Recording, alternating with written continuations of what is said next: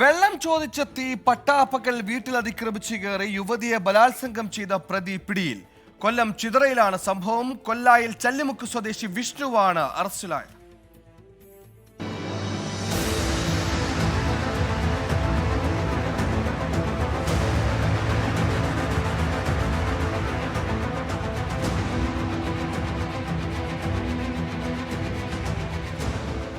വ്യാഴാഴ്ച ഉച്ചയ്ക്ക് 12:30യോടെയായിരുന്നു സംഭവം. ഭർത്താവും കുട്ടിയും വീട്ടിലില്ലാതിരുന്ന സമയത്തെത്തിയ വിഷ്ണു കുടിക്കാൻ വെള്ളം ചോദിച്ചു.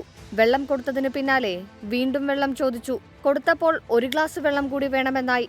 വീടിനകത്തേക്ക് വെള്ളമെടുക്കാൻ കയറിയ സമയം പ്രതി വീട്ടിൽ കയറി യുവതിയെ ബലാത്സംഗം ചെയ്തു. കൃത്യത്തിനു ശേഷം പ്രതി ഓടി രക്ഷപ്പെട്ടു.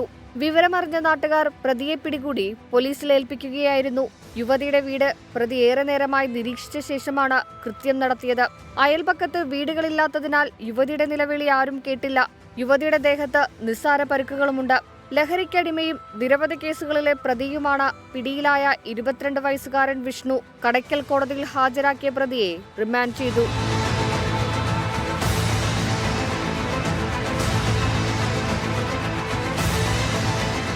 24 കൊല്ലം.